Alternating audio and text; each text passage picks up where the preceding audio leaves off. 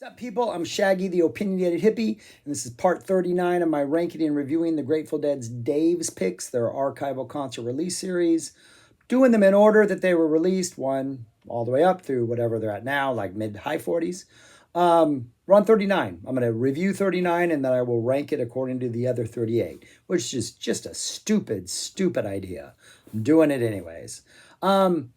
Because they're all good. That's why it's stupid. So, Volume 39 is a 3 CD live set of a complete show from April 26, 1983, in Philly, with some bonus tracks from the previous show, the 25th in Philly, and then a couple tracks from Rochester, the 15th of April. And this is a high energy Philly show. It's a Philly show. Feels like a Philly show. High energy. The way the crowd goes crazy during It Must Have Been the Roses, that's a Philly response. And I'm saying that as a compliment. I grew up on the West Coast. By far, the majority of my shows I saw were in the West Coast. I mean, in the Bay Area alone, we got usually at least 2 shoreline runs every year, which is 6 shows. Usually got an Oakland Coliseum like New Year's run. We got a Chinese New Year Mardi Gras run. We had Cala Expo shows. Sometimes we had Frost or Greek Theater. We had Oregon. We had Southern California shows. We had Vegas. You got a good 15 to 20 shows a year at least. And then you throw in all the JGB shows plus Bob shows. Like, we saw a lot of Dead. And the crowds on the West Coast are super chill. I'm not saying they're lacking energy, but whatever energy they have, they don't feel the need to yell it at all points in time. I think the very first time I went East, Summer Tour 90, Summer Tour 90 was the first time I had gone East. Started in Kansas, right? That first show was Sandstone. And it just got crazier as we went farther and farther east. And I just remember getting to the East Coast and just the energy is just off the roof. It was a completely different experience. And the Dead brought different energy and sort of matched the energy of the crowd. And I think maybe they played subtler stuff on the West Coast because people were quiet, but they brought the energy on the East Coast. And this to me feels like a high energy East Coast show. It's also very much a setlist show. Like, anytime I look at these releases or review them, like, why did they release this set, right? And I don't think there's a couple great performances on here that are really interesting, but I don't know if there are any, like, go through every song in the catalog. I don't think there's any single performance from this show where you can be like, you have to check out this one. They're all just really, really, really good performances. And I think the set list has a lot of really interesting things to offer. First set fits on the entirety of disc 1. So we're talking probably close to 80 minutes. I didn't add it all up, but it fits all on disc 1. Opens up with a Shakedown Street. Really good high energy in that middle solo between the second and third verse chorus. Jerry is dialed in. You can feel that Jerry's on it. Awesome ending jam at the end. Definitely does not get as funky as other Shakedown jams get. Probably goes a little more out towards a jammy space element than it goes to that like sort of Brent driven, really cool keyboard sound funk element. There's some funky aspects to it. But I definitely think it's more of a jammy Shakedown, really high energy than it is that really get funky and groove type thing. But a great Shakedown nonetheless. High energy New Minglewood. The intro to New Minglewood just kind of simmers for a while before they jump into it. And some really nice sort of like, almost like Bob was ready to play New Minglewood, but nobody else would. So Bob was just going to start messing around until the rest of the band joins him. And so that they all just kind of come in and then we drop into the Bone into Desert. Just works really well. They love each other. Super high energy. Again, the band is just bringing it. They're matching the Philly energy. Me and My Uncle, Mexicali Blues. Then we get one of only a handful performances, and the only time it's been released, I think it was only performed like less than 10 times. Maybe only 3 times, or was this 8 times? I think this was 8 times, maybe a dozen times. I don't know. But a Brett Midland song, Maybe You Know. Sort of a Chuck Berry, Let It Rock style rocker. And had Maybe You Know been on In the Dark, In the Dark would be a better album. It's better than Tons of Steel. In fact, it's actually a pretty good song. Had it been on Built to Last, I think it's better than every single one of those Built to Last songs. Probably better than Far From Me and that other one that's on Go to Heaven, which I can't remember the name of right now. But it might be the best Brent Midland song he wrote. Again, it's a Chuck Berry, Let It Rock type, rocker type, maybe little Georgia Satellites energy in there. But it's really good energy and it really works. And I don't know why they didn't play more often because I think it could have found places it could have been an encore number possibly, just because I think the energy kind of works.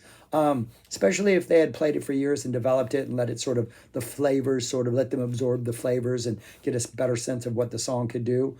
But it's a good song. It's like, again, it's a Brett Midland song, so we're definitely not going into weird, Bob Weird, dark territory where he's just writing challenging music to challenge the band. We're not going to that spiritual, uplifting Jerry energy. We're definitely a more mainstream rock energy, but it's a really good Brett Midland song. We get a West LA fadeaway that is yet to have the absolute swagger that it would have by the late 80s.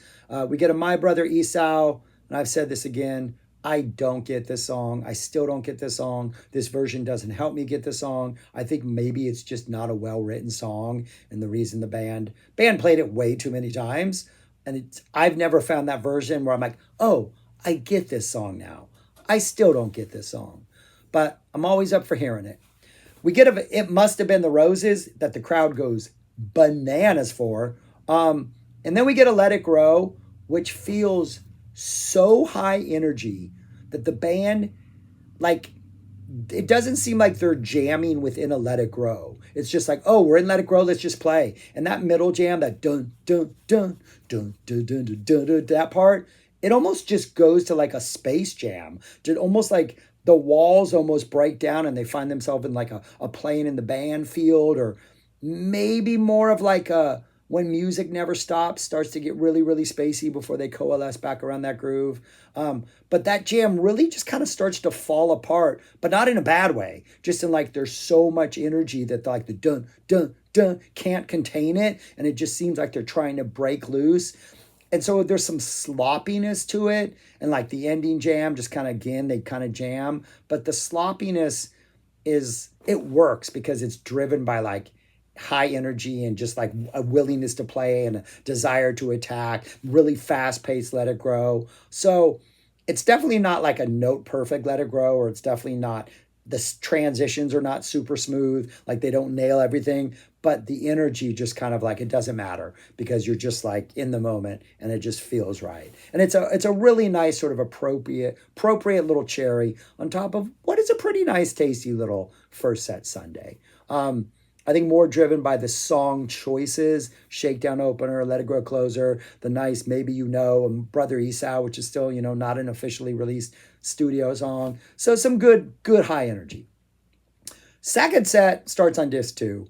And B4 drums, the second set B4 drums is 9, 19, like 26 minutes long. It's a really short pre-drums. We get a Help Well on the Way, a little sloppy, but good energy. We get a Slipknot, which we had a run of Slip releases back in about 10 releases ago, maybe 5 or 6. I don't know, where it was, we had 3 Slipknots in a row released from like, I think an 80s Slipknot and maybe a 70s Slipknot, another 80s. All of those Slipknots I thought were better than this one. This is your pretty straightforward jam, kind of float around in space, keep driving the whole time. Like it's definitely, we're in space and we're going. But it's definitely a more straightforward Slipknot. But in the moment, if I was at the show, I mean, I enjoy it when I listen to it. But just compared to the slew of other Slipknots we've got lately, it's probably the least diverse of them. So you're just getting what you expect out of a Slipknot. They're delivering, they're playing hard, they're jamming. Maybe feels a little too short when Jerry goes into that sort of ascending, right? It's an ascending, or is it a descending riff that leads back into the theme? Feels like it comes a little bit too short. Like, give me another 30 seconds, give me another minute. But it still satisfies. Franklin's Tower, just high energy. They're feeling it. But the ending jam in the Franklin's Tower, which I usually think of something that peaks to this really nice thing before they go back into like the Slipknot, or they go back into whatever they go back into. That ending of Franklin's Tower kind of falls apart, and then they jump really awkwardly. I read a review somewhere, I think it was in Deadbase, that said it was a really nice transition. Maybe I didn't quite think it was, but they go into Man Smart, Woman Smarter, which I believe is the first officially released Man Smart, Woman Smarter, right? That's been released. Maybe it's the first one on the Dave's Picks. I don't remember hearing a Man Smart, Woman Smarter on Dave's Picks. That's a song I want to like a lot more than I do. Like, I like the idea of it. I like the sort of Ico, Hey Pocky Way sort of groove. And I think Jerry's got some really, really, really nice licks in it. But overall, the song has never done anything for me. I don't know why. Though I want to say, of the versions I've heard, of versions I remember seeing, I think this is a pretty good version. I think it delivers on whatever Man Smart, Woman Smarter promises. I just am not fond of the song. But as a release, and we don't have this, I think, at all in a Dave's Picks, it's nice to have a release that has a Man Smart, Woman Smarter on it. Then we get a drums. The drums is very Man Smart, Woman Smarter at first. We're riding that high energy. It's a very percussive, like very like actual acoustic percussion. I don't think we're getting a lot of space stuff early on. A very rhythmic driven sort of Hey Pocky Way, Ico type drum energy. That goes, then we get a bunch of bonus tracks. I'll come back to the bonus tracks. Let me finish this show. Disc 3 finishes off the second set. We get a really nice space, just a really, really good space. And there's a moment in this space where it sounds like Jerry's just like soloing over like these like very ambient, almost like just these waves of like chords, and sounds like synthesizers, but I think it's Bob with effects on it. But there's this nice blanket of just soft noise that Jerry's playing over at one point, and it doesn't even feel like space. And Jerry does that for a while, and then he goes into some what feels like the other one energy, but then they make what is a fantastic segue into trucking. Like they just like we're doing this like what feels like other one stuff, and then all of a sudden we're just in trucking, and it's just happening. Like we don't stop and do the just all of a sudden like down down down down. We're just playing trucking, and we're in it. And the trucking energy is really good. Really nice jam at the end of trucking. They kind of peak kind of early, and as soon as they hit that peak, Jerry just jumps right into a Nobody's Fault But Mine. He just immediately is just like playing that. We get a good minute and a minute and a half of that. Like I could have used 5 minutes of that because Jerry's feeling it and he's in it. But we kind of abandon that and then go in, again, not a good segue. We go into a Morning Dew, really good Morning Dew. And the solo for Morning Dew is just one of those where it's definitely like when we get to the actual ending solo, like I always think there's like there's 3 components. There's like the like building the atmosphere. There's like the drive, right? So like you have you're feeling out what the vibe is going to be. Are we going to be super aggressive? We're going to take our time, whatever. Then we get like the actual rush towards the end. And then we get that moment where like, the end is coming, and how many times are they going to like peak and then fake us and then keep going and fake us out, right? This is a Morning Dew that spends a lot of time in that initial period. And we're really developing flavors and we're really letting it simmer, and it just feels good. And then that second part, like we're developing that. We've got the momentum. Things are really good. Jerry's riding it well. Then we get to that last part, and like almost immediately it seems like, but I guess it doesn't matter. And we go into that closing lyric. I'm like, we almost had it. Like the first 2 parts were there. It just needed a ride. We needed to really push that ending. They don't push the ending. So like almost every Morning Dew, other than say Barton Hall, the ending comes way too soon. But it's a satisfying Morning Dew. We get an early Throwing Stones. We're still in lyrics have not been like fixed, so we don't have the lyrics that are on In the Dark. We still got changes here and there. Some of them work, some of them don't. But that middle jam, like I think the middle jam and those early Throwing Stones are way better than what it would become. That middle part when Bob's singing, we're on our own, and then they go into like the anthemic Throwing Stones jam. This time it's like, we're on our own.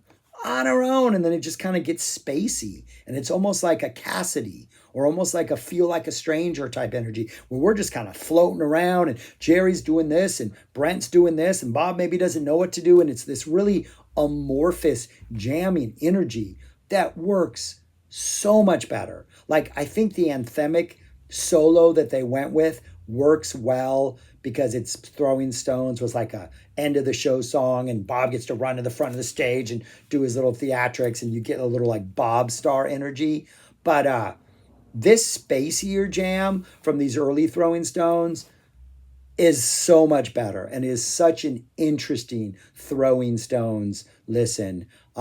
Because of that jam and because they don't quite have all the sort of funky parts, aren't as funky and tight as they would be. And I think this early version, we're still what, like maybe 20, 25 performances in. They've been doing it since, early 82. So we have a whole bunch of Throwing Stones under our belt. They're still trying to figure it out. I kind of wish this is the template they had settled on because I think this is the template that works best.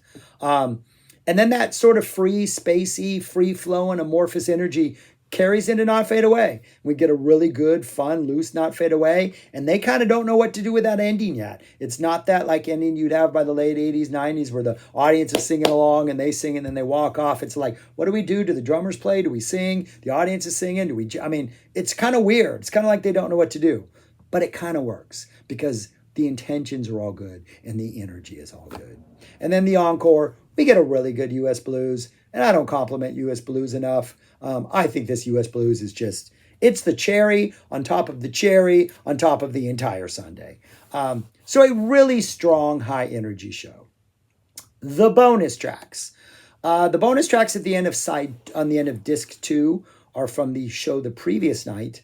Another fantastic space, really good space that has the best, maybe not the best ever, but when you think of space segueing into the wheel and how you want to like maybe a minute, with maybe a minute left in space, you want to know that, oh, the wheel's coming. I can hear it. Oh no, but they're still in space. Oh, a little bit more of the wheel, but they're still in space. Oh no, the wheels are turning. Are we in the wheel yet? Or are we still in space? Oh no, now we're in the wheel. It's an Asher-esque transition where we're like, oh, parts, here, more, and it's just all of a sudden you're in the wheel. It's the way the wheel was meant to be played, the way it was meant to be segued out of space. It is an absolutely beautiful. That goes into a Playing in the Band reprise after a little bit of crazy jamming, some really interesting jamming, really neat little musical sort of melodies that Jerry's messing with in the sort of wheel jam Playing in the Band space. Like they're not quite playing melodies, but they're flirting with playing, and then we finally get into playing. We get a really good Going Down the Road Feeling Bad. Band energy is great. The audience loves it. And then a fantastic Sugar Magnolia to close out. And then the encore. Somehow this works amazingly well. We get an I Can't Get No Satisfaction. It sounds good. The riff sounds good. And the ending part with Bob going off, just yelling, can't get no. And Jerry just like throwing out licks as he's yelling. And the band just kind of keeping it low and kind of simmering, but maybe a little threatening some high energy, but just kind of jamming it out and riding it out. The ending of I Can't Get No Satisfaction works incredibly well. It's a fun cover. It works. There are more bonus tracks at the end of disc 3, 2 songs from the April 15th show. We get a He's Gone that's pretty good into one of only 3 versions of Bob Weir's. I knew it as Bob Star when I was trading tapes because that's what my tape says, but they're calling it Little Star. It's kind of this weird, jammy, boundaryless, dark, kind of bluesy song in which Bob's yelling these lyrics about little star, little star. Apparently it was sort of maybe written as a prelude to the other one because this version goes into drums. The other versions, I think, happen in the middle of the other one, or one is in the middle of the other one and one other one maybe precedes the other one out of space. I think they only did it 3 times.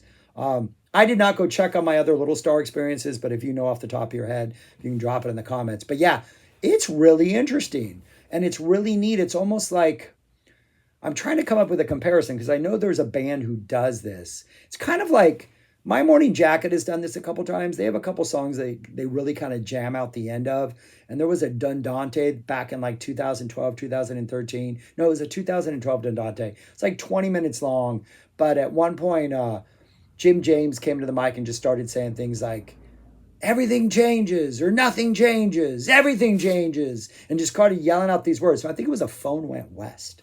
So A Phone Went West, Red Rocks 2012. And he just starts yelling these things in this middle of this jam. And that's kind of the way this Little Star feels. It doesn't really feel like it's a song as much as it's Bob interjecting these lyrics he had wrote over just this random like jam. But it sounds really good and it works really well. And the drummers are like all about it. And it's got some good energy, and I really like it. I think it's an awesome bonus track. But yeah, like no complaints, like really, really good high energy stuff. Where would I rank it? I still have it in the middle, right there, number 19. I think I've been dropping a lot of things at 19. No, I haven't. But only because, so that's in the top half.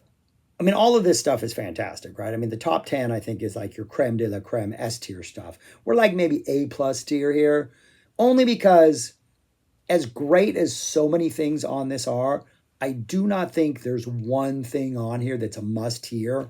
The one thing that I would kind of think is a must hear, there's three actually. If you've never heard the Brent song, maybe you know, it's worth checking out for that. If you've never heard Little Star, it's worth checking out for that. But I really do think this might be one of the best Throwing Stones that's been released, just because it is interesting, different sets of lyrics, and that jam, it's got a different vibe, and I just think it works, and I really, really like it. So yeah, that's what I got. Wow, spent 20 minutes talking on a show that didn't even make my top 10, but again, that's how great all of these Dave's Pick shows are. But I would rank it right there. I think there's only one of the 80s that have come out. There's number 25, that 81 show. I don't like as much as this, but the other 80 shows I like better than this, but for the most part, but they're all right there, right? 14, 15, 16, 17, and now 19. All those 80 shows are right in the middle, which kind of makes sense. But anyways, that's all I got. Thanks for watching. Peace, subscribe. Go listen to this Throwing Stones. And then go listen to The Dad and subscribe, like, share, comment. Let me know what you think about the show, all that kind of stuff. Let me know if you know anything about those other two Little Stars, share that information, please. I know I have the tape somewhere, but I didn't go check them out before this because that's a lot. Anyways, that's all I got, people. Thanks for watching. Peace. Subscribe, share, comment, and take it easy. Peace. Take it easy. It's a lot of peace today. It was a Monday when I'm recording this. Today was a long day in kindergarten, people, but we made it through. Peace. Talk to you later.